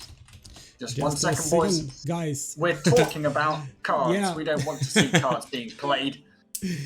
Okay, and the Demon Hunter is a Edginus one. Okay, it's been a while since I didn't see this version. Okay. And it's still very good. Okay. Now this is a weird list though. Yeah. They are running a Royal Librarian, that's the silence tradable, and they are running a Rustdrop Viper, and they are running 2 Need for Greeds. Yeah. So what on Didn't see earth this have they card cut played for before. all of that? They must have cut a lot of cards. There is no skull. Yeah, so Skull is not a card that's normally in the best OTK list. But they must have cut 3 cards from somewhere. What on earth have they? I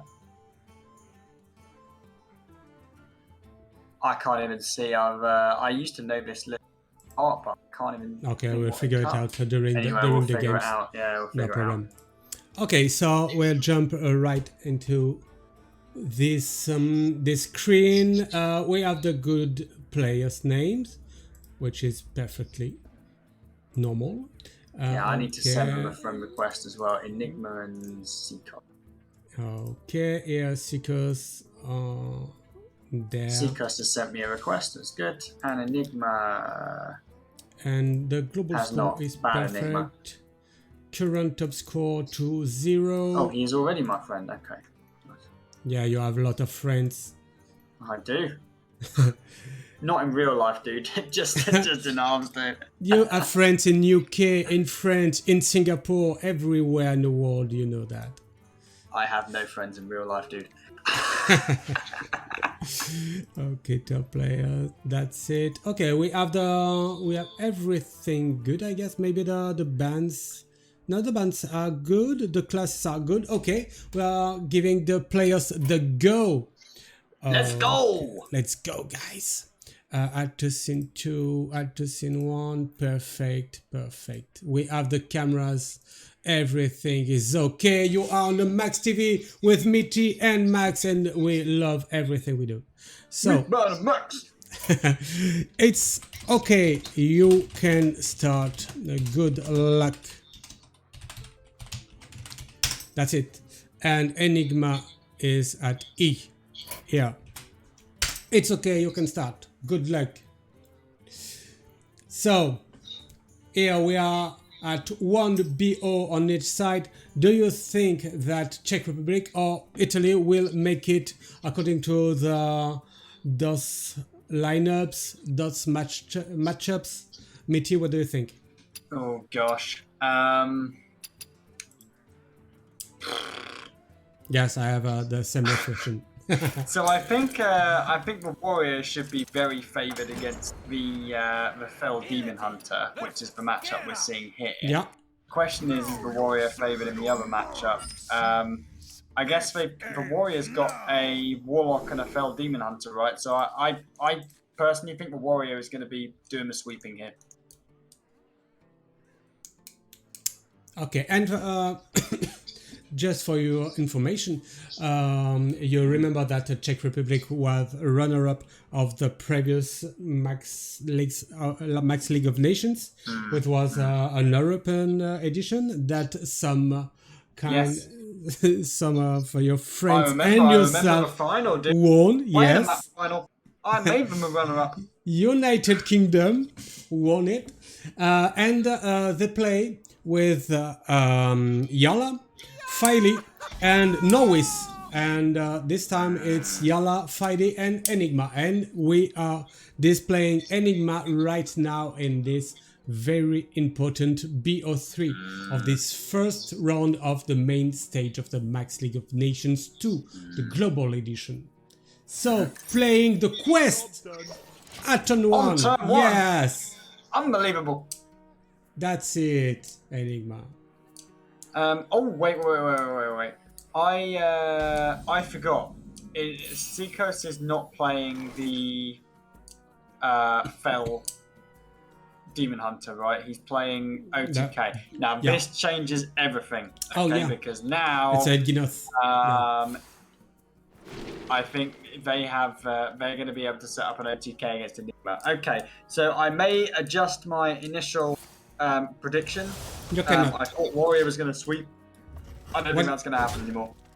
Also, the card. So this matchup is really actually very miserable for Warrior because remember when we were watching it last series, they had to get a lot of cards in hand for their combo, right?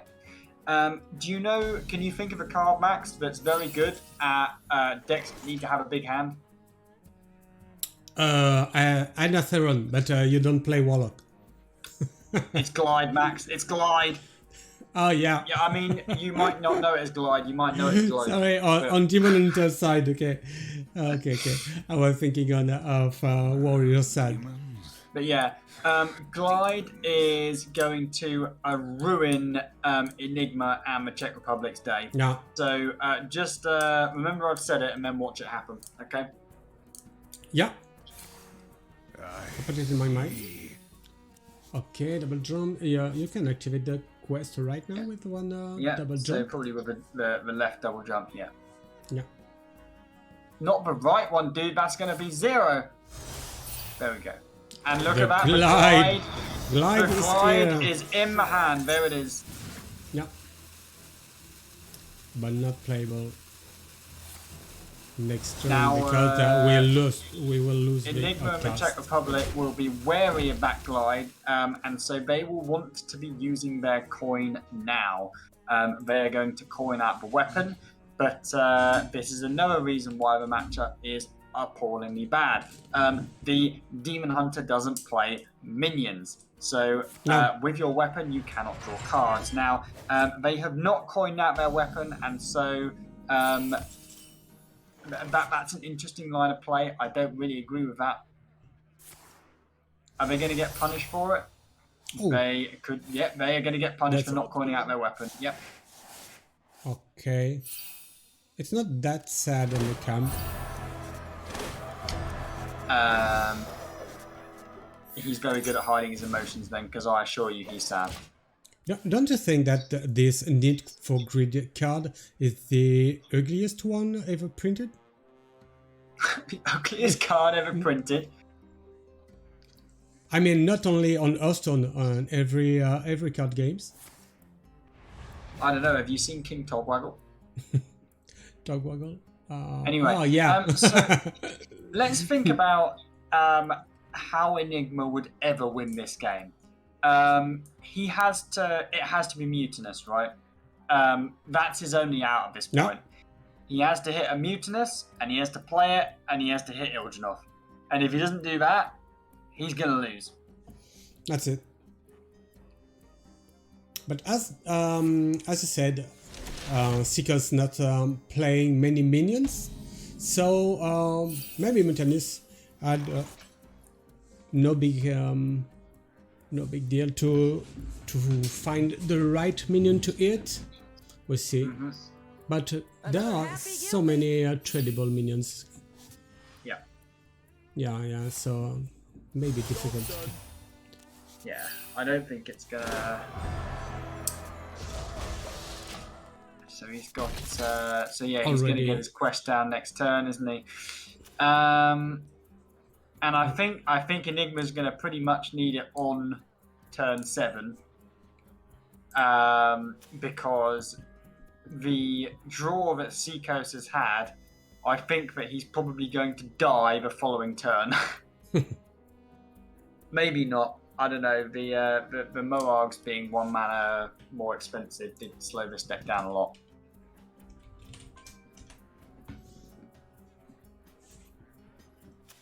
So what does Enigma do here? There is nothing to play here.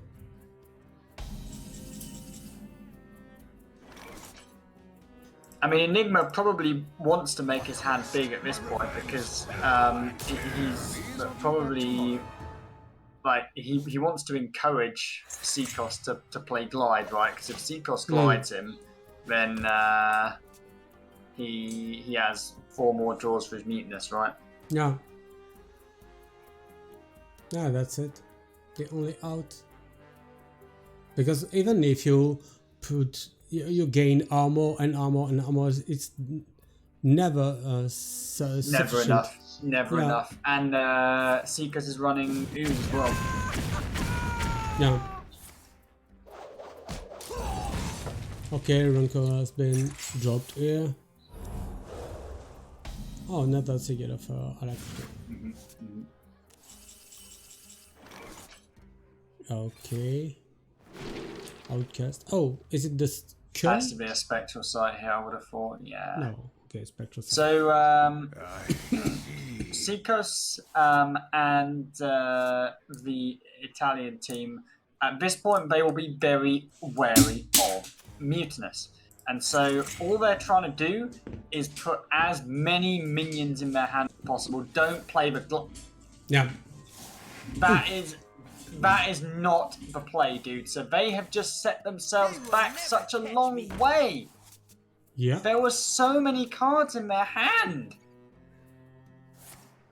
Okay. Didn't see that coming. Is it a trade? Yeah, I guess. Yeah, I do not like that play at all. Mana for greed. Need for greed, sorry. Okay.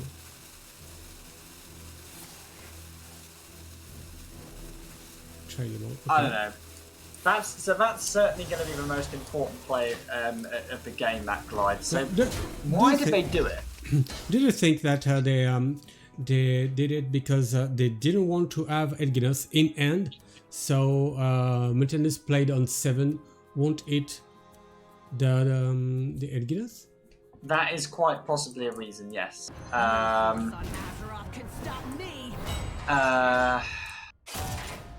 What other reasons could they possibly have? I mean, maybe they feel like they have enough cards in the deck, so like they can always, like, maybe they can combo faster because they discount the Eldenov. I don't know. Not sure about that. I guess we'll have an interview with the players at the end of this BO. So I think that, the two plays I want to know about the traded weapon on turn 1 against a face hunter, and I want to know about that glide. Yeah, that's good shout, Max. So this is probably going to be lethal here, right? Let's see what's inside this acrobatics. How many cards left in deck? 11. Okay, maybe not lethal. And you don't want to play this ooze either. So they're missing out on some card draw here. They're going to play the ooze now. No, they're not. They're going to trade it. Yeah. Okay. So another acrobatics. Need for greed, maybe 1, 2, 3, 4, 5, 6, 7. I guess. Maybe they are afraid to get Edginos a turn before they play it. They have 9. Oh, they have 8 cards in hand. So they wait. Do they? 1. He's showing us 9 in hand, right? Do they not overdraw here? Not sure, but no, they don't. Okay, my screen is just I'm struggling to see how many cards there are. Man, I'm getting old. Okay, fine. So they have picked up the Elginov. So okay, so now it's a top deck of Mutinous hitting Elginos to punish. They should play the acrobatics here, right? Yes, they should, because all they're concerned about is increasing the number of minions in the hand.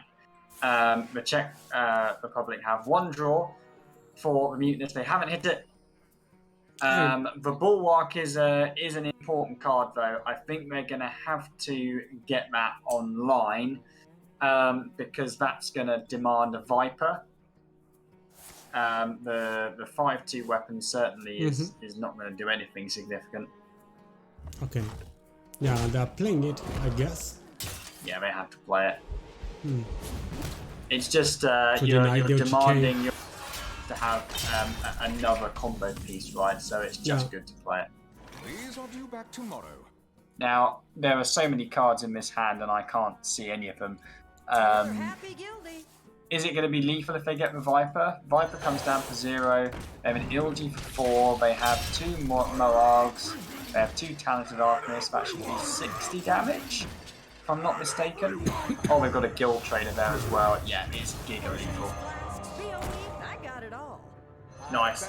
Now, now if this was a failed Demon Hunter, we would have been having a very different conversation here. this matchup would have been very favoured the other way around, but we see the strength of the OTK Demon Hunter represented here. It is the Still powerful. it is the bane of OTK decks. Always has been and probably always will be because of glide. Yeah, this glide has been very powerful. And here we have the first point for Italy on this last BO. So only one more to get the win is this confrontation versus Czech Republic. So what about this matchup versus the other kind of Demon Hunter? Good question. Now, it won't be able to remember make what we said about glide and OTK decks? Well, I don't know what you would really class Fell Demon Hunter as. So they have really the way they've got to win this matchup right is with Jace, because the other way that they win, which is by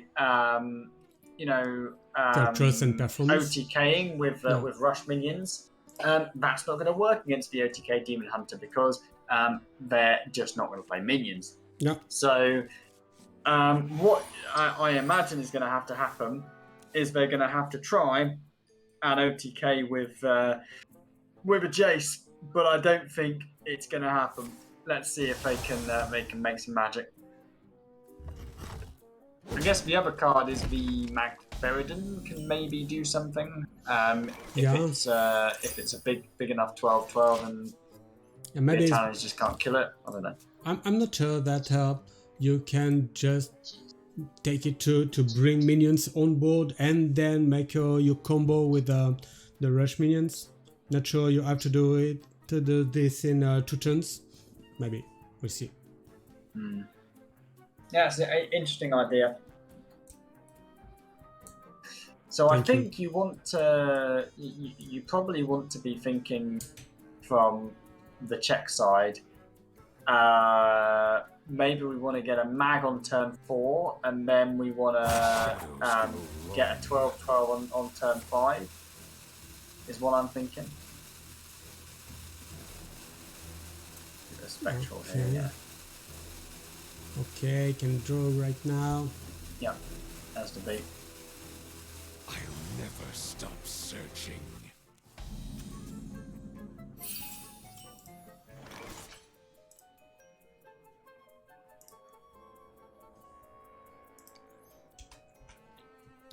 Okay. Another happy It's a trade. And then another trade, I guess.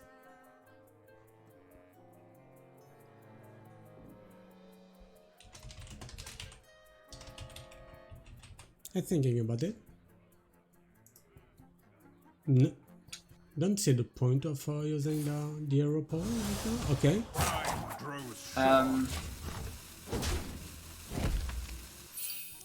So they want to guarantee a quest completion next turn with Trade Spectral. Yeah, I guess that makes sense.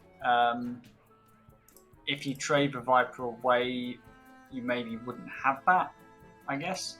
But you'd have a chance of top decking a turn 2 quest completion. It is a close one. Okay.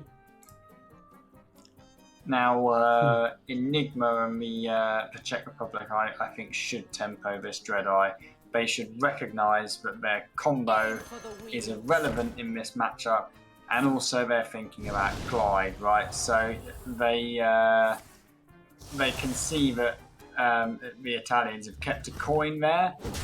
They're thinking perhaps the far left card that they didn't want to play is glide, they're trying to reduce their hand size so that they don't get too punished from that. Okay. Is it any reason to play the I-beam here on the 2? I grow impatient. So they're gonna have to invest their coin now. Okay. I don't really. I'm not sure about this, to be honest. Like, how threatening really was that 2/2? Yeah, I think this might have been a mistake. You know, Also, I-beam is probably the most premium removal for this mag, right? So the mag coming down so early here, and they are gonna activate it, right? Because they've got the Immo and the Fell Screen Blast. This could be their way into the game. Another happy guildie. Okay. All minions. Has to be the. You trade in it for grid. Yes, you trade. Yeah, probably trade it, right.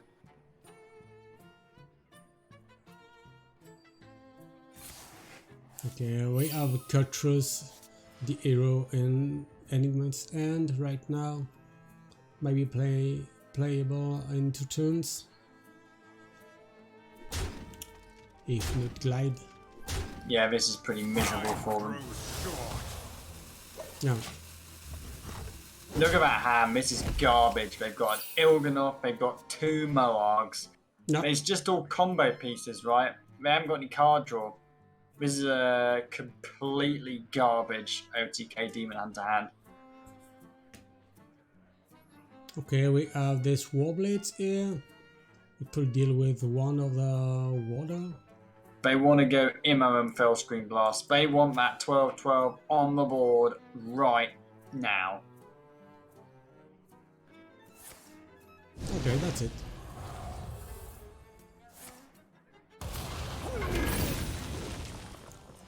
Yeah. Now this... Here it is. This has to be like the only way. Obviously, the only way I can really think of that they win this matchup, right? Get that 12-12 online super early. And they've even gone for the Fury as well. Just like they're going full balls aggressive because they recognise that's their way in. Now, how much damage can the Italians deal here? They've now picked up a second Talented Arcanist. Demons? But the only spell damage they've got an Immolation Aura. They can't really lock into until next turn, and they've got a Fell Screen Blast. I wonder if you have to set up a over 2 turns. What if you go Arcanist Immo this turn, and then next turn you go Arcanist Moarg Fell Screen Blast, and that looks like what they're going to do. Really horrendous line, but actually, look at what's going to happen here. If the Czech Republic play Kurtrus, they're going to get a Reno. So, like, does the Czech Republic recognise this? Right? Do they think that they're lining up for a second Moarg Immolation Aura? They do. They're playing around it. Look, they're only going to have 1 minion on. This is a really, really, really heads-up play from the Czech Republic. They're playing around the Reno. Quite interesting. And now, the Italians, they set up a very, very nice play on the previous turn, but now they're going to realise it's just not enough, right? Because they only heal up 13, and the only user left in their deck is I-beam. Yeah. Which against this OTK, so against the Fell Demon Hunter deck, that is not going to be enough. Knowing about this Macarinon in the opponent's deck, do you think that the first I-beam has been played too early? I think so. Yes, I think the I-beam shouldn't have been played. With I guess they had Moarg in end at this time. Not remember really. But I'm not sure it would have made a difference, to be honest. I think their hand was just complete garbage. Like, if you compare this to the previous game, right, where they completed quest on turn 5, I think average quest completion with this deck is probably turn 6, right? They are on turn 7 now. They haven't even completed the second step because their draw has been so horrendously bad.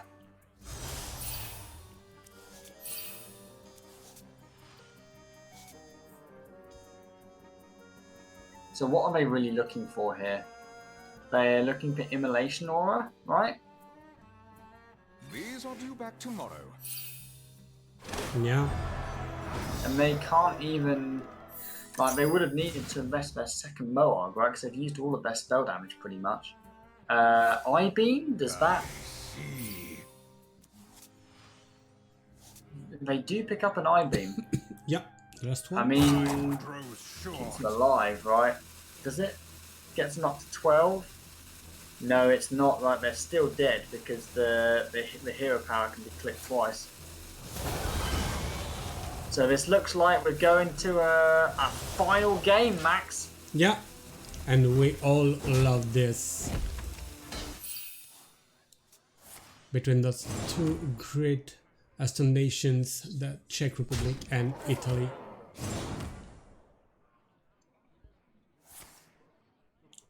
That's it. 1-1. Nice. So that was a real steal from the Czech Republic there. I was not expecting that.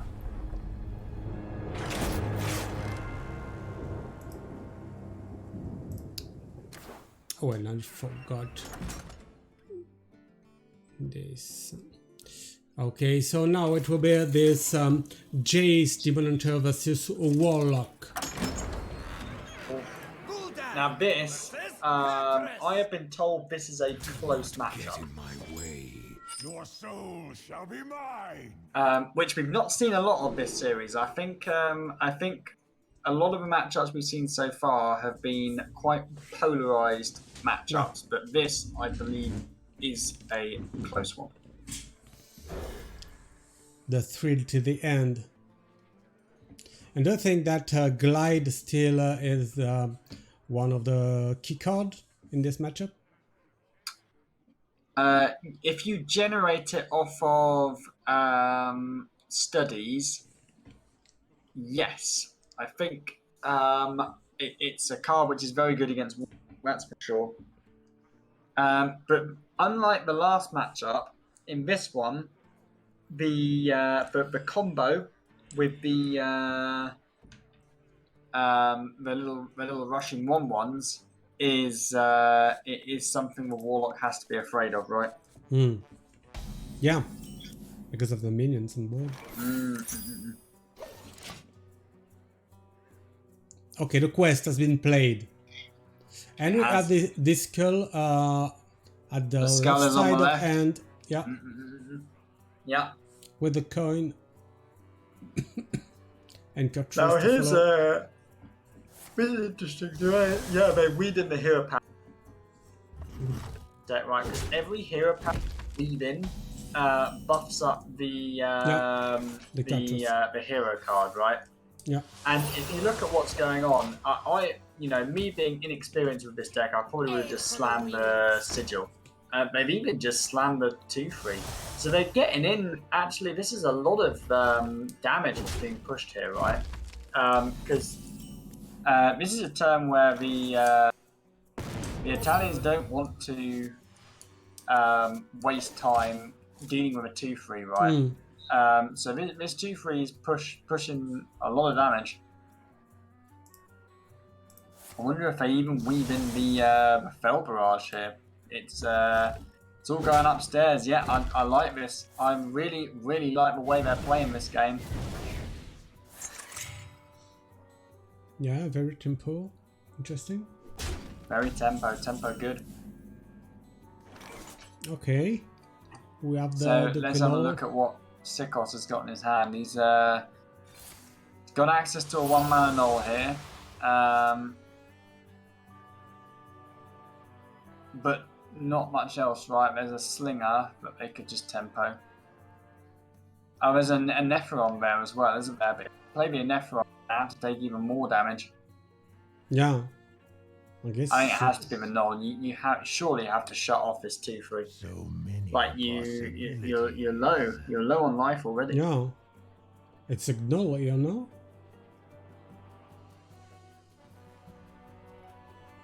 I prefer the Gnoll to the Has to be, Anatheron. Because you only hit 2 damage on the face, so the Shadowblade Slinger is not relevant to deal with a 2, 3. Okay. I'm just gonna. Okay, like this. So, Okay. Neither Gnoll or Anatheron. I mean, next turn they can go tap Anatheron Null, right? So, I guess getting some value out of the touch, but that's a little bit of a strange play. That top deck as well, that is such a clutch top deck because they can now play a skull a turn early right now. This is huge. Being able to load a skull onto an empty board. Oh. Now, what do they go for here?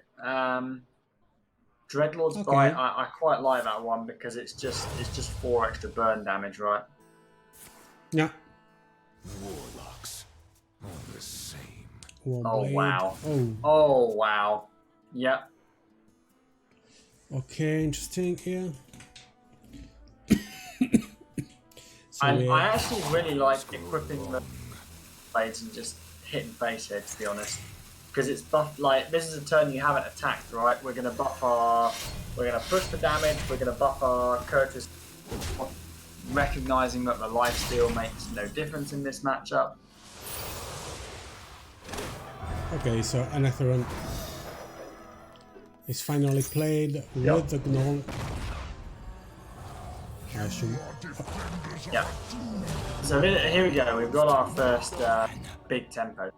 And we've got a check for some removal cards. Blast. Okay. And the Arcanist. Now that Arcanist is huge. Because now they can clear it off with the Immolation Aura.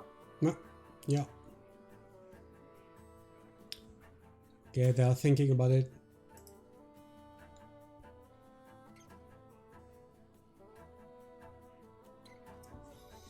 Okay, well, what will it be here?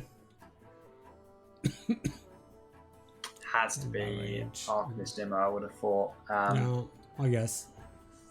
If you go Arcanist Fell Screen Blast, I just don't think it's good enough, right? Yeah. Ah, that's it. That's it. The best combo here. And 3 more phase? Or... Yeah, come on, buddy. Yeah. That's it. 3 more phase. They have another weapon in hand. Okay, 2 raised dead. But already at 13. Sketch, isn't it? I mean, the raised dead is so clutch because you've got a Nephron and you've got a Nod. But you're so low. Look at this. Like they need to get some healing. What healing do you have in your hand? Any? Didn't have the second turn. I guess you've got to go tap here, right? If you go, I mean, we're going to make an enormous board. But tap heals us up to 8. Still no healing. I mean, we're just going to have to go full aggro. Right? We're going to have to get these down, and we're going to have to pray that the burn isn't there. What do you think, Max? Is the burn there? No, I'm not sure. Do you think that we'll see the 2 giants involved on the board? Obviously, I never miss. No? Yeah. Okay. Now this is all It's going to come down everything. to positioning, Max. They've positioned wrong. Why have they positioned wrong, Max? For the Battle Master? Tell me. So now, okay, there's something very relevant that's about to happen here, okay? There is a lethal, Max, okay? And they've spotted it. So by using the Fell Screen Blast to kill the 1/1s, we can now reduce the Warlock hero to the lowest health target on board, and the Fell Barrage is going to finish off the game. Now, if those 1/1s were on the outside, this wouldn't have happened, Max. Although we could have still reduced them to I guess we could Impressive. have still killed. We could have still killed one of the 1/1s, right? And then one fell barrage hits the other one goes away. So actually, the position didn't matter. But Yeah. I just, you got it. I wanted to feel smart. You got it. It's very impressive. I didn't see it coming. And but you're here for that. You know that. Okay. We're trying to have Enigma and Seekers on a little interview. Okay, for a little interview on Discord. Oh, you got your R's going again, Max. Interview. You like that? Okay, we'll try to have Enigma or maybe Friday as well, or Yala and Seekers. We'll see. Okay, Seekers agreed, so I'm adding them to the conversation. Okay, and okay, Enigma as well. Okay, so Enigma added, Seekers added. Okay, here we go. Okay, we're back on cam here, and we'll have Seekers and Enigma in few seconds. Okay, Enigma is here. Do you hear us, guy? Can you hear me? Yeah, fine. What up, boys? And we have Seekers as well. Okay, GG for the games. They were very close and very interesting. All those bios were very good. And GG Enigma for the last BO won by you and Czech Republic. How do you feel about this win versus Italy, which is a very good Aston nation? Yeah, this win was really important because we have a really hard group, so yeah, every win matters. So obviously we're very happy. Yeah, you have a tough group. We'll just remember the viewers about it. Just a second, I'm displaying. Okay, you are in the group D with Brazil, South Korea, Czech Republic, Italy, Sweden, and China. And on the side, Seekers, what do you feel about the group and about the confrontation tonight? Well, clearly is a really hard group. This was a close match, pretty sad. I don't know if we played well overall. I have doubt in the match, in the mirror between the Demon Hunters. But I don't know. We'll see later. I think that you played that match up well. I think the way or the line that the Italians took, I think there wasn't a way to win because your hand was garbage. Yeah, probably. I had a doubt in the turn that I played the I-beam and the coin. But yes, probably with Macteridon I haven't. Yeah, that was the only play that we spotted, Max, wasn't it? Was the I-beam on the 2-2 that but I don't think it would have changed the outcome. Yeah, probably. Yeah, because of your hand was really bad. All the measuring. Okay. There was a play that I wanted to ask about though, which was I don't know if you can remember. It was right back in the first game of the series with the weapon rogue against the face hunter, and it was on turn 1 with a tradable weapon, equipping it versus trading. What do you think about that play? Is that a question for me? It was for, I think it was the Czech Republic. It was Czech Republic, yeah. So we thought about it because it's a really great answer for Trog and other stuff, but we just decided that we wanted to high roll more, and we just felt that if we played a 2-2 weapon, it just wasn't sufficient enough. So we got kind of rewarded because they just had Wolpentingers, so it would have been pretty much the same, but we just had a discounted card and an extra card. So interesting. So I mean, I was talking with Max at this point. I think that was a thrown game because of the weapon trade. Because if you look at how it played out, if you equip the weapon, which I think is what you always should do against Fate Hunter, I think if they wouldn't, they ended up pushing. They buffed that Warper up to 4, and they actually didn't have any more minions. That Warper was the last one. So if a weapon was equipped and the Warper was killed, I think you take at least 10 less damage throughout that game. Yeah, I mean, I guess we could have killed it with like the SI, but yeah, I think.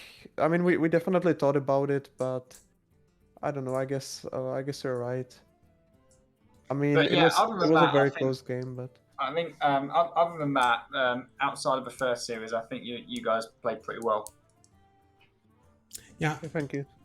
I have a question for Sikos about another BO. I guess is the second one when you played the OTK Shaman versus Warlock. I guess it was on turn 6 with empty board. You choose to play the 6 drop to corrupt the medic circus. I guess. Yes. What do you think about that? You had the whole the whole part of the OTK in hand, but the dunk tank. So don't you think that you should have waited for one copy of the dunk tank before playing this, and maybe you had note takers. You had 2 note takers in hand, and maybe you could have frozen one to draw. Yes, about the it? problem was that we haven't another turn. The other option was Bloom Mutanus, and we wanted to wait. And also they played the Trishu, that is Showstopper, I think, the one that silence all. So the Freezing Elemental isn't so good with that touch. And we wanted to corrupt the Circus Medic and not overloading. So the turn later we played Bolner, Bloom, Mutanus. Okay. That's a good answer. I agree with that. And Meati, I guess you had a question about the glide, the first one where we saw. I did. So there was a moment we were playing Fell Demon Hunter against the Warrior. No, not Fell. So OTK Demon Hunter against Warrior, and the quest had been completed. There was a full hand, and a glide was played off the top. To I think you reduced opponent's hand size from 5 or 6 down to 4. Yes. And you reduced your hand size from 8 or 9 down to 4. The What do you think about that? Was that I had Ilginot in hand. Yep.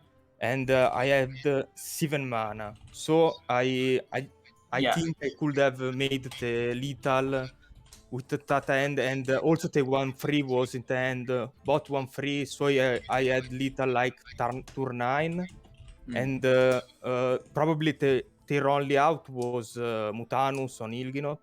Yeah, exactly. Yeah. So I thought that, and also with we played a list with tuned for grid without the weapon, so it's more difficult to break after we completed the quest. Yeah. So that's a really good answer. Okay, so I agree. With 2 need for greeds, I think your line was probably better, right? Because I agree, the only way you lost from that spot was Mutinous on Mjolnir. And so by making the glide, you're reducing the chance of Il'gynoth being in your hand, right? Because it's already there now, and after the glide, it might not be there. So yeah, I think I agree with that, and I think it was a play that I probably wouldn't have made, but I think it was the correct play. Okay, guys. Meati, do you have further questions? No, that's all from me, Max. Okay, thank you for the games, guys, and we'll have the next round next week. I know which opponent you'll have, but you only know on Sunday. Do you have some opponents you're afraid of maybe in this group? Maybe Enigma first. Yeah, I think I'm the most afraid of China because I mean they're just beasts at Hearthstone right now. So I'd say that's probably the opponent I fear the most. Yeah, Okay. I'd be afraid of China too if I was you. Yes, I For agree. you Overall, too- is you too. is a really difficult group, but yes, China. Yeah, maybe the most difficult. Yeah, but Czech Republic won their 3 matches in the qualification stage, just for example, and China won only 2-1, only Wow. 2, and they won. They qualified because they beat Belgium 2-0. Belgium was 0-3 on the qualification stage. So maybe there is something to do. Okay, thank you for the interview and the games. And see you next time, guys. And good luck to the both of you for the run 2. Yeah, good Sure, luck, guys. boys. Thank you. See you. Bye. See you. Bye. Okay, we're back here, and with this confrontation involving Czech Republic and Italy, is Czech Republic winning 2-1 in this first round of the main stage of the Max League of Nations 2. As Enigma said, it's a very important victory because all the points will be will be needed to get rid of the opponents. Only the 2 first nations of the group will reach the top 8, and Brazil, South Korea, Czech Republic, Italy, Sweden, and China. Difficult to get out of this group. Maybe the toughest one. Yeah, I guess. Meati, thank you for being here with me to cast this match. It was very nice, and you saw everything that I didn't. As Thank always. you, Max. I had a great time. It's always a pleasure to cast with you. Thanks. Thank you. So, just a last word about the schedule of this week. Tomorrow at 10 p.m., not 9, but 10 p.m., we'll have Chile versus Norway, casted by Atomic on the Max TV. Then Wednesday, we'll have in French, casted by Cool Kid, Canada versus Serbia. And Thursday, on Thursday at 8 p.m. EST, American time, we'll have South Korea versus Sweden, casted by Clark. Thank you, guys. Thank you, the chat and everyone. And see you next time. See you next time, boys.